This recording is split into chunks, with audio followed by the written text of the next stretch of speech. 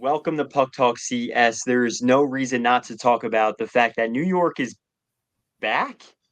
Mets in the playoffs, they find their way in. They've been a story. And of course, the chase for 28, New York Yankees also win their first game. And at the time this comes out, it'll be the day of game two. Steve, a lot of good vibes in New York overall. I love to just see that the city's back. It was the first time that both teams won a playoff game on the same day since 2000. We got hockey around the corner. Listen, Jets haven't started off too strong, and the Giants found a way to win. But it just feels like New York, the last few years, is slowly building to getting back to like that generation before us, like where there was a lot of winning. Yeah, something that we haven't seen a lot of, or at least in terms of some things. And listen, it's only going to get better, Chives. You got the Knicks coming back. You got Rangers, Devils, Islanders all coming back into the fold. It's going to be awesome. So I'm so excited. How was your weekend? It was good. Good. No complaints. I watched all sports and even mentioning the Knicks, they made a big trade too. So for Karl Anthony Towns. So yeah, New York's great. I love the atmosphere. I love to be able to, you're flipping channels and you go from one game to the next. And no matter what friends, what side of the aisle it's on, I have friends that are fans of both teams. Obviously you and I big Yanks guys, but yeah, watching the game with girlfriend and her family, they haven't watched a meaningful Mets game since 2015. So yeah, overall good weekend. How about you? Awesome. Yeah. You listen, you dish it out. Same as you. But we're here for some Rangers, so let's get into it, my man. Let's talk some puck. Let's do it, Chives. All right, Swayman signs 8.5. First of all, I'm really shocked that there was this much drama because I think the offer was like a low ball, 6.5 from Boston. He signs 8.5 by 8.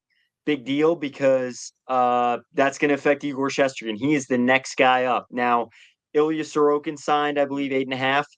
Connor Hellbuck is up there as well. Vasilevsky is up there. There have been a lot of goaltenders that are the world class that have signed very similar contracts to Swayman. Now, there was drama. I think a lot of that was from, what was going down. Swayman had said some things in the latest Amazon Prime documentary from the last negotiation, some of their meetings that was like hot mic moments for that series. Obviously, there's the Cam Neely situation with the 64 million reasons why he'd want to play there. A lot of drama. I think the media also hyped it up.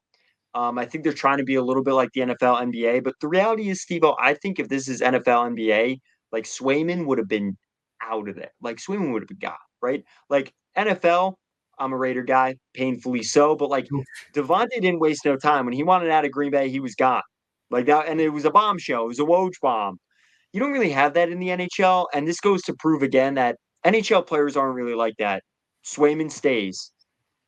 I don't know if you want to talk about Sway, but I know we got to talk about our guy in Igor Shesterkin. So, what are your thoughts on that situation? But more importantly, we're going to swing this obviously in the direction of the Rangers anyway.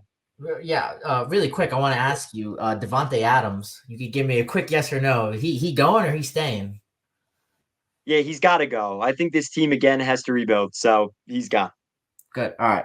Swayman. Now listen, there was no need for Shesterkin to sign a contract before Swayman got his done, and this just goes to show you that Shesterkin is probably going to become one of, if not the highest paid goalie in the NHL, passing Carey Price's deal when it comes down to it. Swayman, listen, we all can agree he deserves it. He's great. You watched him in the playoffs last year, especially coming down at the end of the wire in the Bruins in making the postseason, and especially in the first and second round. But Swayman was literally the backbone of that team. I mean, even when the offense died down, the defense failed him. Swayman was there for the next level. But we could all agree Swayman is no Igor. I mean, Igor. I mean, if we could take Igor right now for that 12 million, for the reports of what he's been seeking, I'm signing that right now because listen, Okay. you really can't you really can't compare Igor and Swayman on the same level right now. But in terms of uh, Igor, I think he's in a good position. Whether it's with the Rangers or if not painfully, but we all know this is a move. I mean, it shouldn't be up for a debate. This is a move the Rangers have to make. They are going to make it. I'm not concerned. The money's going to be there. If you want to tag on a little bit more after that deal, yes, you can. But I'm not really concerned, Chives. I mean, Igor is going to be a Ranger. If anyone out there is on the fence, he's going to be a Ranger. So, what's your thought? Yeah, now here's where the problem is. Like we talked about free agency versus unrestricted free agent, right? Um Sorokin 66 mil, Swayman 66 mil, Vasi 76, and Bob 70. That was 10 by 7. Vasi's 9.5. Igor wants like 13. They're saying like Brooks reported that he wants that record breaker. He wants to reset this market that right now is kind of being set. So I see both sides of the aisle. You said you'd sign it. I think there is reason to contemplate like, do we sink this much money into the goaltender? Because I think in New York, Henrik Lundqvist, my favorite New York Ranger ever, lived up to that billing. Did not win a championship, but listen, he's an all timer. He's a rock star. Brought it every night. Shesterkin does too. When they signed Henrik Lundqvist, put the team in a similar situation. Now, obviously, the contracts to Girardi and Stahl in subsequent off seasons really affected their cap flexibility. But the reality is that is important today. Um, I think Igor Shesterkin is the only thing that after this season makes you a contender from here on out. If you don't sign him, I don't think players like him come around the block often, if ever, right? Like you went from Henrik Lundqvist to Igor Shesterkin seamlessly. So I think to keep it simple, I think right now I would sign no matter what. I would try your best to keep him. Now, again, like these goaltenders, you could say on par. I think Vasilevsky, the 2 cup rings, is a negotiation point for the Rangers. Like a goaltender that has 2 cup rings is in the MVP conversation is not making as much as 12 and a half, 13. He's making 9.5. But I think if you look at Swayman and Sorokin, Sorokin's been in that Vesna conversation. Swayman specifically has played a small sample size compared to Shesterkin, and like you said, played really well against Florida. His only legitimate playoff series. Now there is argument who should start Olmark or Swayman. The clear answer in New York is Shesterkin, even with how quick played at 38 years old. So I think you try and sign him, and I think the Rangers' future depends on it. Yeah, I 100% agree with you. I don't disagree with anything you just said there. I listen. I'm not gonna knock Swayman right now. I think he's an outstanding goalie. I think he's Yeah, terrific. He's arguably one of the best in the league. But I don't know. I'm not questioning the contract because yeah, the Bruins had to keep him. But you look at this and you look at the situation that they have, and you say, all right, this is his first season as the true number one goalie right now, and I look at the past few seasons, and yeah, he split the last few years with Olmark. But let's go back to that 22-23 season, Chives. When they won the President's Trophy, that really wasn't Swayman. That was really all Olmark that season. So again, he this won a isn't a Vezina. knock to Swayman. Swayman's got to go out there and he's got to prove it now. So again, from a Rangers perspective, Shesterkin's going to be in the pipes no matter what on Wednesday night. So I'm not really worried. I think when it comes to the money, and again, you mentioned Hank. You look at what Hank has meant to this franchise.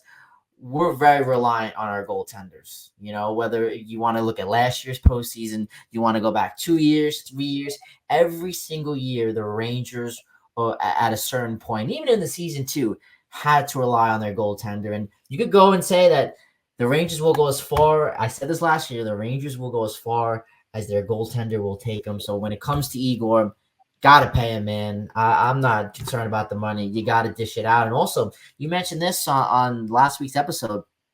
We do have contracts coming off the books. Not we have some this year, but within the next 2-3 years, we do have some money that's coming off the books. And again, the expectation is there. We talked about this. Jury's got his hand on that nuke button if this season doesn't pan out. So again, in terms of the money, I'm not worried. Igor, of course, man. He's the backbone of this team. He ain't going nowhere. Trust me on that. Listen, Steve, you mentioned that goaltending has buoyed this club, but you said 3 years. I think you go back 80 years, and that's what's helped this team win or stay competitive. And the one era that the two eras they weren't competitive, they did not have a name in between the pipes. That was the 80s when they lose to the Islanders consistently. Granted, they did make conference final runs. And in the early 2000s, before Henrik Lundqvist, they bounced around a little bit. So when you look at the history books, that's part of it too. This is a goalie town. This town is not a prospect town, though. And I've been blown away with how well, in a lot of regards, the prospects played.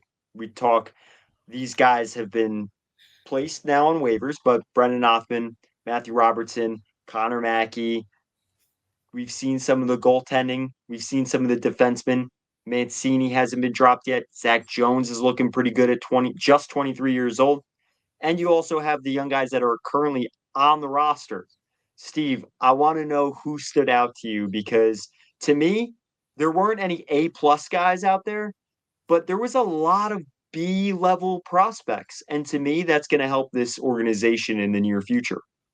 Well, obviously, I think I want to focus on Othman at number one because he really Mhm. is. I don't want to say he's this. I want to talk about the expectation. Let's get the expectation right out of it, right off the bat. I don't want to say that Othman's been like the second coming, but he's been built up pretty well, or the expectation. So what I want to see from him, what I've liked is I've watched him a little bit at the AHL level, and on the power play, I think I want to see that come tuition. If he's not going to start, I know we still got spots up in the air, but it doesn't look like he's going to be starting this year on the team. If he does start below, I want to see him develop and take that next jump. We looked at guys similar to Will Cooley.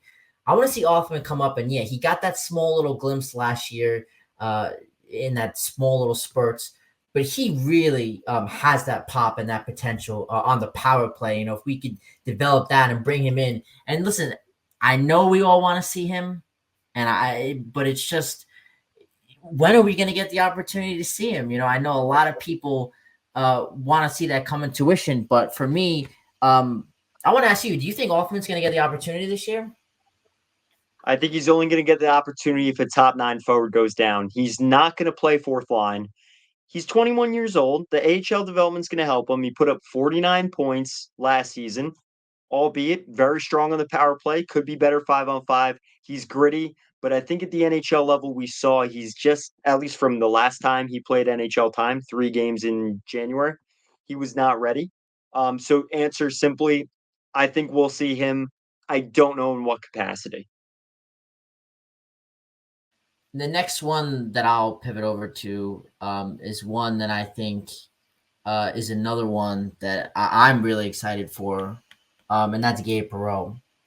I really Oh, yeah. think we're not gonna get. I don't think we're gonna see him. But I mean, if anybody listening gets the opportunity, go online, look up his highlights. I mean, he's got such outstanding physical skills. I mean, it really is not even that, but the speed as well. I mean, he is just a fantastic prospect. I'm not saying this year, but the next few years, he is somebody that I'm very, very excited about. Charles, I know you might have been in terms of talking about this year, if that was your question, but I'm talking. This is somebody that my eyes are on, and I'm locked in. I can't wait to see. What do you got? Yeah, obviously we want to talk about those Hartford guys, but in terms of Gabe Perreault, like just watch April 6th is Frozen 4 weekend. Watch for that time period because I maybe he wants some pro time in the AHL. Who knows? I would be shocked, but I think if a guy like Leonard leaves and you had Will Smith make the Sharks and sign a contract in the last few weeks, Will Smith, his former line mate, if Brian Leonard goes, his other line mate, they all played U.S. national development team together. They all went to Boston College together, lost in the national championship last year, and now they're going saying plug in my PC, but I am plugged in. New laptop issues, of course. Um, I would not be shocked if he wanted to play professionally. after next season. So just keep an eye on that weekend. Circle it on your calendar. April 6th. He may be in the championship. If not, we saw Chris Kreider make that jump in 2012, and we're seeing that very commonly now where players want to take that step. Yeah, you're right, Charles. I agree with everything you just said. As we kind of build towards the future here, and I do want to say it might seem like these last few years the organization in terms of prospects is, I don't want to say hit a roadblock, but kind of slowed down from the previous years when we were back in like the dog days of like middle school and early high school.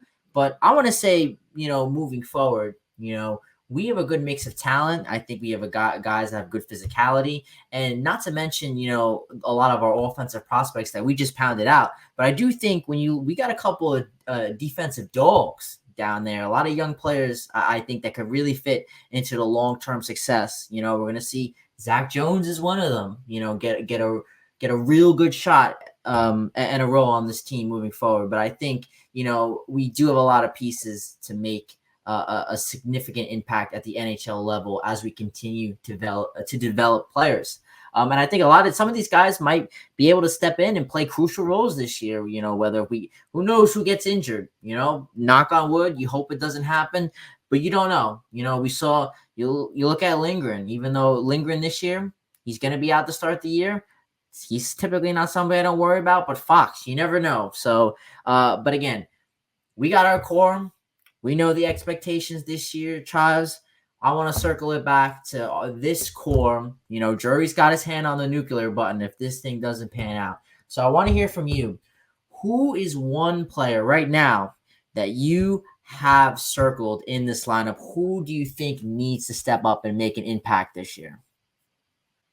I think it's Mika Zibanejad, and I think I mentioned it last episode. Like, I think he'll bounce back. I think the two guys that it really hangs on, or some of the team's success will hang on, is Jacob Trouba. That's no question. Like, he has to be better. I don't think he's deserved a lot of the negativity that's come his way. Um, but he's one of those players that has to step up. I think Kako, for his career's sake, has to step up, or I think he'll be a trade deadline piece. Yeah, I think those three really round out the top players for me that I think need to add more. Um, I think those are the bounce back candidates within the team and the organization. But I think Kako is a little bit easier because it's like you give him this chance, and this has to be the chance. The best he can play as a Ranger. But Jacob Trouba's hard because you can't move him at the deadline. Like, he's integral to the team. He is the team captain, voted on by the room. We've gone over it a million times. And I think for Zibanejad, like, yeah, you can get by with the 70 points and maybe 16 points, 3 goals, 13 assists in the playoffs, but they need him to be the 10 goal, 22 conference final runs Zibanejad, a guy that's driving the offense. So those are the three guys for me that round that out. Steve-O, who are the guys for you that you're like, need more? I want to touch upon your point there before I give you mine. I 100% agree. And listen, I watch, I turn on the NHL Network here and there, and a lot of the press, people are really hating on our defense, especially Jacob Trouba. Again, we addressed Jacob Trouba on the last episode, but I really don't think our defense, I love when you turn on the NHL Network and you get the typical NHL, robot on there saying, "Oh, the Rangers, their defense is a weakness." I heard somebody say that. No, it's not. I really don't think it is. I think Jacob Trouba, and you go back and get the clip you said. I think you really pinned it well on the last episode we had. I think that was a mishap for him. I think outside of that, I think he's going to turn around. When you're the leader in this team, I think very rarely you go back and have back-to-back years at that level, especially the caliber of the player that Trouba is.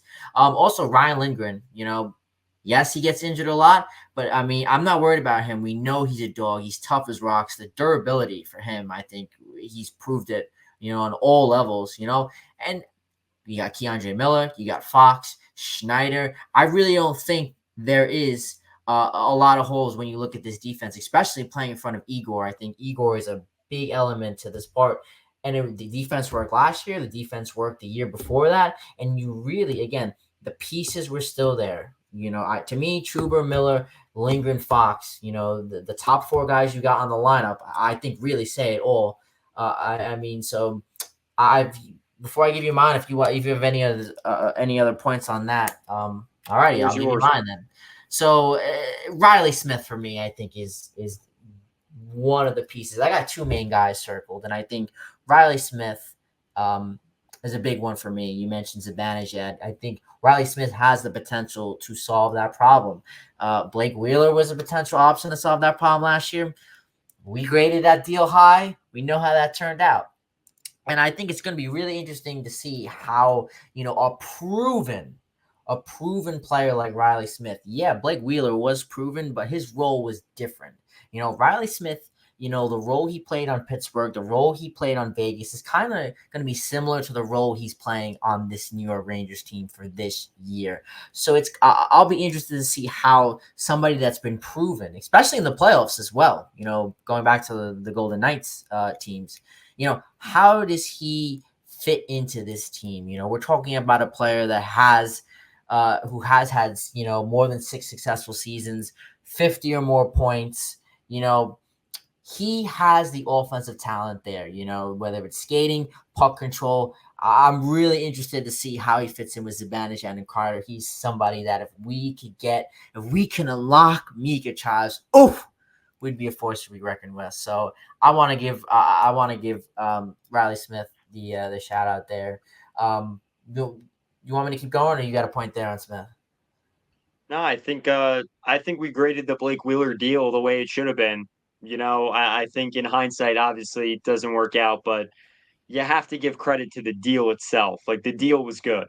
And I think a lot of this root goes back to, the Buchnevich move. I still think that was that has not gotten better.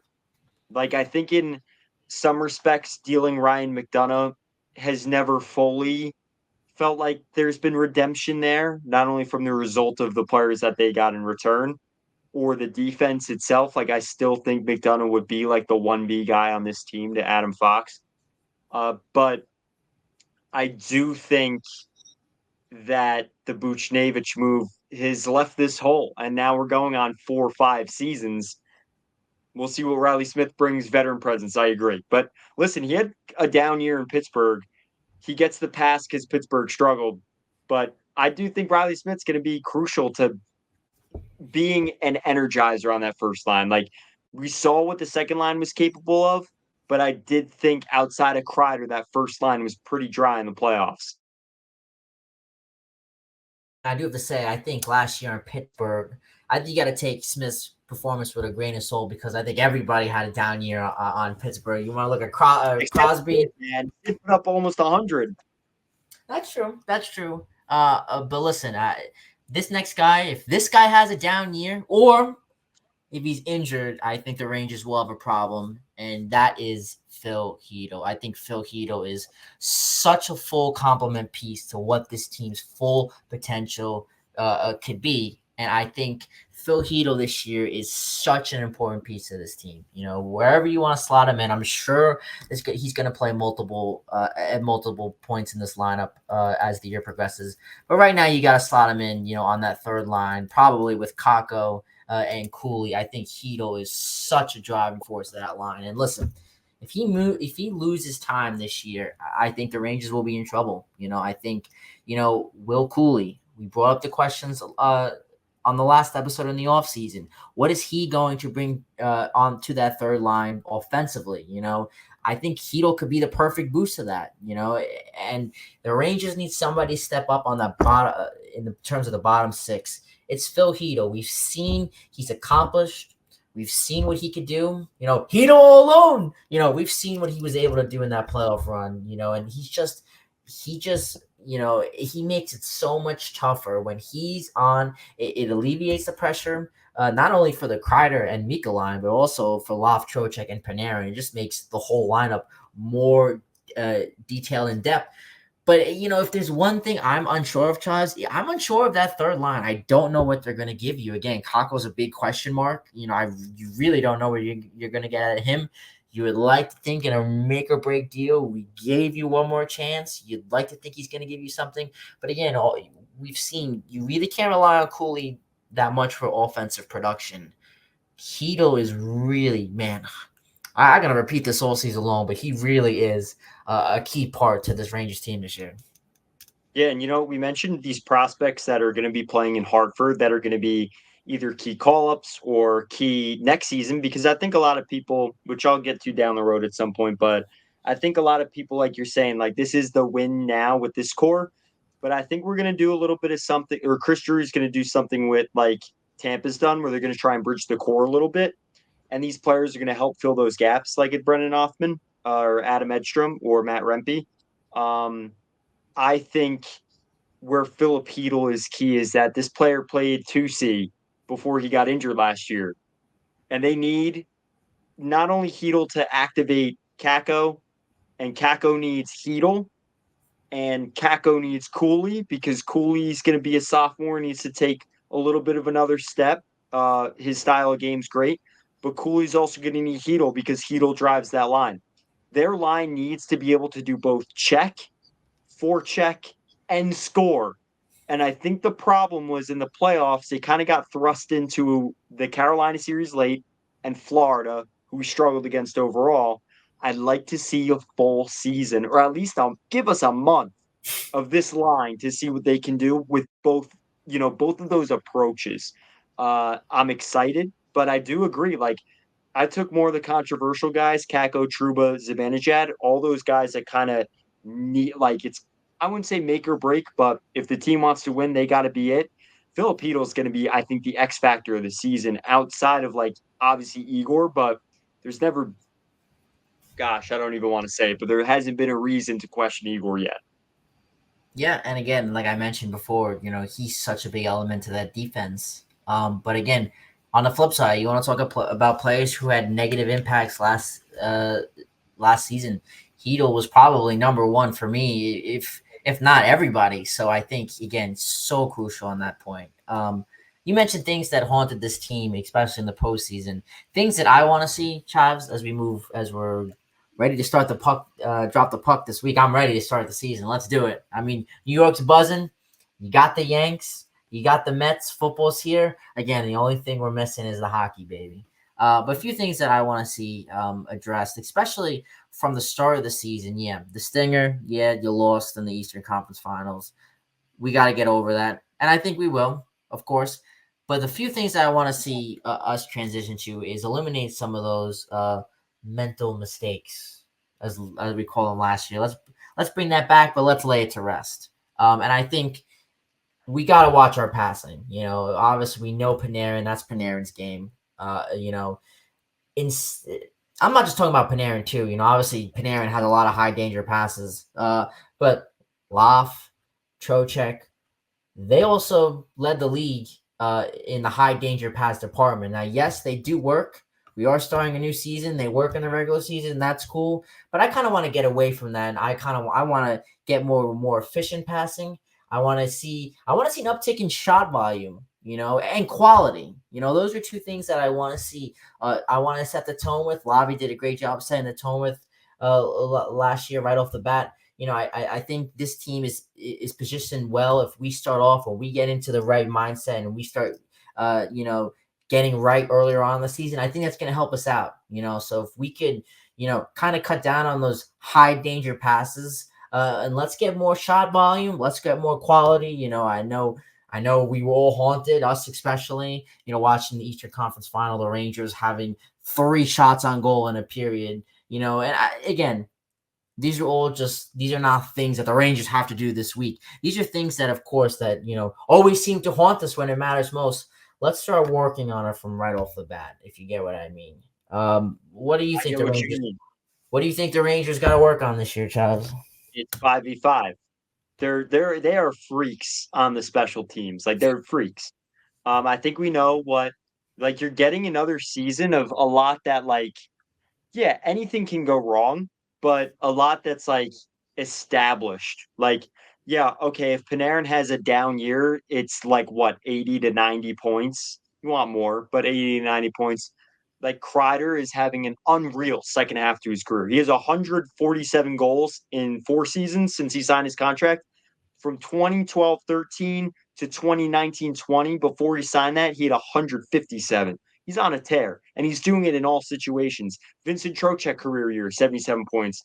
Arguably MVP of the team. Stephen McDonald Extra Effort Award winner. Adam Fox, the Norris Trophy winner. Igor Shesterkin, 22 Vezina winner. Like, the standard's there, and they keep playing to that level. Um, I do think 5v5 is like, I think that's it. And I do drink Brooks Kool-Aid, where I do think they need some toughness. Like, the fourth line, they gotta be tough, you know? I don't think you win the Stanley Cup with three scoring lines. And that's why I want to see that third line be able to check and be able to score. And if they can't, make those adjustments at the deadline. So I do think it's going to come down to 5v5. Like, against Florida, how many times, it's games 4, 5, 6 against Florida and Tampa 2 years ago, that went kind of dry. It was like, unless there was a power play swing, there needed to be that momentum. Um, and it's funny because it's kind of like, we're talking about baseball right now. It's kind of like small ball. You know, we always talk about the Yankees, and where they've struggled in the past was, they're swinging for the fences, and now it's the fifth inning, and now it's the sixth inning, and now it's the seventh inning. And instead of, trying to drive a single, or you have a man on base and you're driving a sac fly, you're going swinging for the fences. I think what it's kind of like is how the Yankees somehow, I don't know what got into them, but in game one, they were hitting the ball to try and score, to try and advance runners around the base, and then get those guys that could sweep in the runs. So I think it's like that with 5v5. Like, you always need a catalyst to get going, and it can't always be the first power play unit. Like, it's going to have to be other things. And I think overall, that's on the coaching staff. Listen, you can depend on the freakish nature of their special teams play, but you're not going to win on special teams alone. So I think that's going to be the most important thing this season. It's been the most important thing for this core for 5 years now, and I don't think it has to be an extreme uptick. It's just got to be better than what it was last year. I agree. I agree with you 100%. You read my mind there. I had it written down right here. You pivot right to it. So I got to give you credit on that one.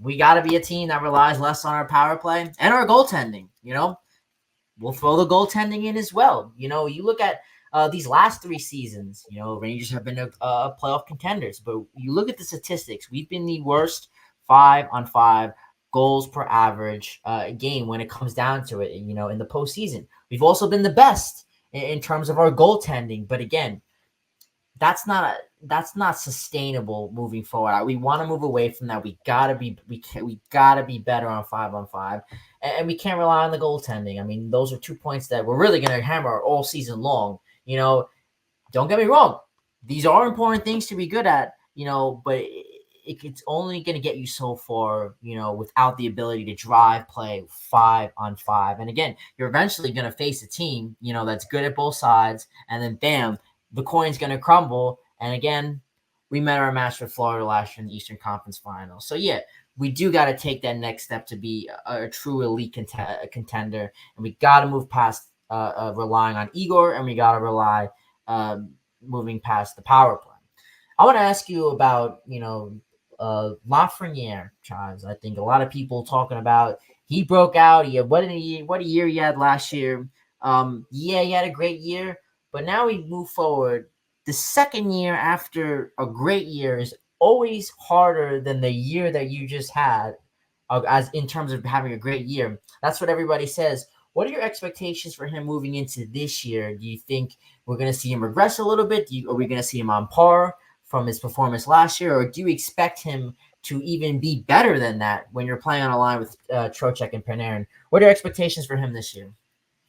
I think it's what we saw with Phil Hedel in 22. Like, he's going to come into this year off of that postseason run, and I think he's got to run with that. And he has the support. He has Artemi Panarin, an 120-point scorer.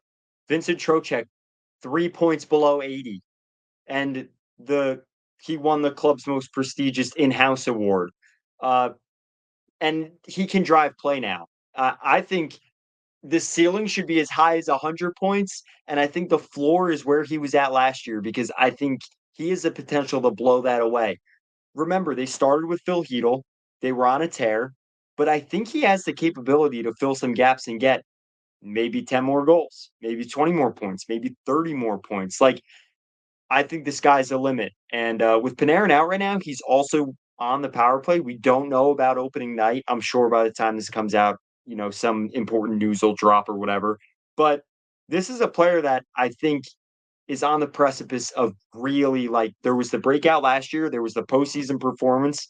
I think he could be due for a monstrous season. Now, one thing I do want to say overall, though, about the team, but I want you to speak obviously your mind on Loft too, because you brought it up.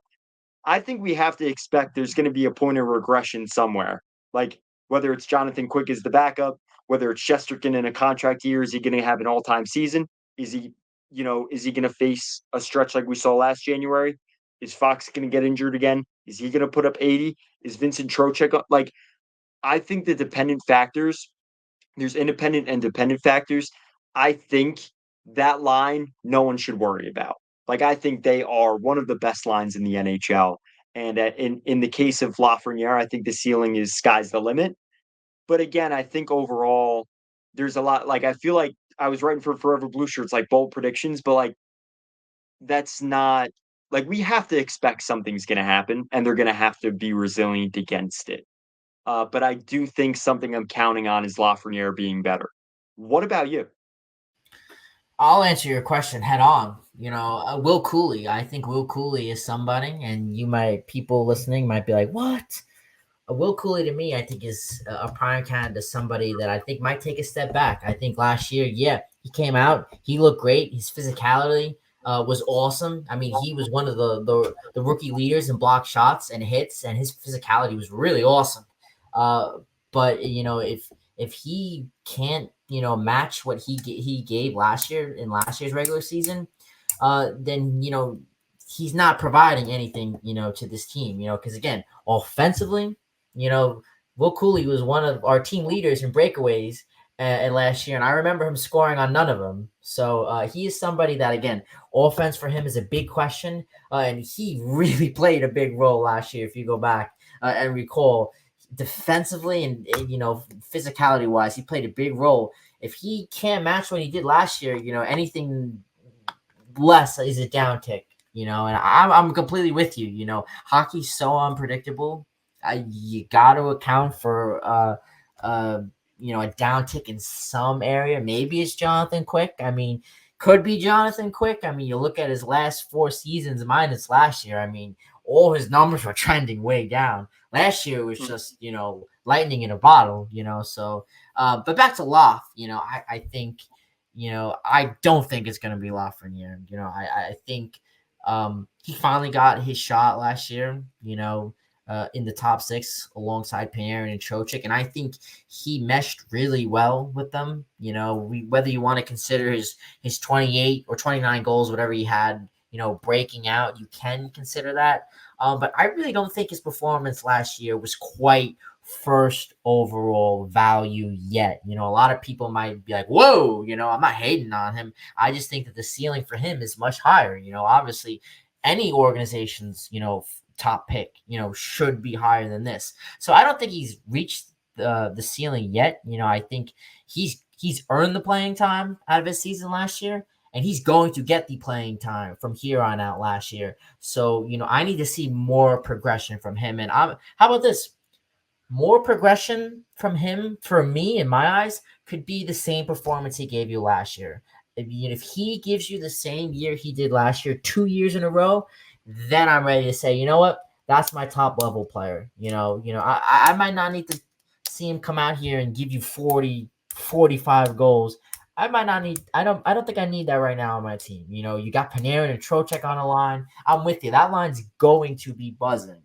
So if I'll take a performance like he did last year, I just don't want to see anything worse than that. Anything worse than that is a regression. And, if there's one theme in Rangerland, we've seen a lot of regression over the years, considering a player down in the next line, Kako Capo, it's kind of like a similar circle. So I don't want to see Love regress, but I don't think he will, Travis. I don't think you will either. I think last take here. Um, I think Matt Rempe is going to be an interesting case. He's played 17 games last year, 11 games in the playoffs. I don't think I'm the biggest supporter. Um, I don't think he's going to play the entire season in the NHL. He's not playing 82 games. I think he's going to see AHL time. I think they're going to cycle in Carrick, Brodzinski, VC. I think is that line staple. Brodzinski. I mentioned Brodzinski, Edstrom. Uh, I don't think, and I think it's the best for him. He's 22 years old. Like I think we have to remember that like Loff is 22. There's a lot more expectation with him. But like, even Kako, I think the reason I'm not married to like jettisoning him before, I'm not even saying that word right, before the trade deadline is because like he's still, I know we've given him every chance and there's been things that were out of the player's control and things that were within his control, but he's still 23 years old. Like, you have to give them as much of an opportunity as you can, I think, so that it doesn't bounce back at you. Because look at Ryan Nugent Hopkins. He's now an 100-point scorer. That's not how he was for 5, 6 seasons in Edmonton. And now he's a premier player. So, and I think underrated behind Draisaitl and McDavid. So, yeah, I think for Rempe's sake, 22 years old, I don't think he's going to play full season at the NHL level. Will Cooley, I think he will, but will he play to the same level? We'll see. Like he may go through a stretch of a sophomore slump. Could expect that. Zach Jones at a point, he's 23. So there's young guys. You got to expect that. And there's a lot on the line, I think, on opening night to start the campaign on a good foot. I'm with you. The last 2 points I had, you mentioned them. Your money with these. Matt Rempe was definitely a player that I had circled in my lineup because I agree with you. I don't think he's playing every single game up at this level. I just don't think it's feasible. But I also think it speaks to how the Rangers utilize him on this team. I don't think the Rangers have found out how to effectively utilize Rempe in this team because obviously, you can look at the playoff mode last year. I mean, the regular season is the regular season. Again, we go back and we'll listen to our last episode. We talked about expectations. We talked about how the Rangers dominated the Metro last year, and I expect the same thing. But again, regular season and postseason, they don't equivalent. The recipe you use for success in the regular season doesn't translate over into the postseason. I think the New York Rangers are one of their prime examples of that statement. And you look at Matt Rempe, this is a player that you throw him out there, he's chucking people around, he gets us hype, but is that really a recipe to what this team can use to succeed? Obviously, and I don't have an answer to that right now. I do think we need to continue to develop him. I think Rempe needs to become a more complete and he needs to become a more completed player, and I think he needs to be more well-rounded on the offensive side for me. Yes, he could play the fast game, he could play the physical game, but sometimes the fast and physical it doesn't mesh well in the positions that we're putting Rempe in, and it just doesn't translate to success. So I think whether that's putting him down in the minors or putting him up, maybe giving him opportunities on the power play this if he sees time in the Rangers, putting him on that second unit, trying to get him more opportunities. I'm not really sure how that fits in, but I do agree with you. I think that the expectation for Rempe, and the hype is there, but we need to utilize him better. And my last point is Laviolette. If there's one area that I don't want to see a regression in, it's got to be the coaching because I think Lavi did a great job right off the bat last year. He set the tone.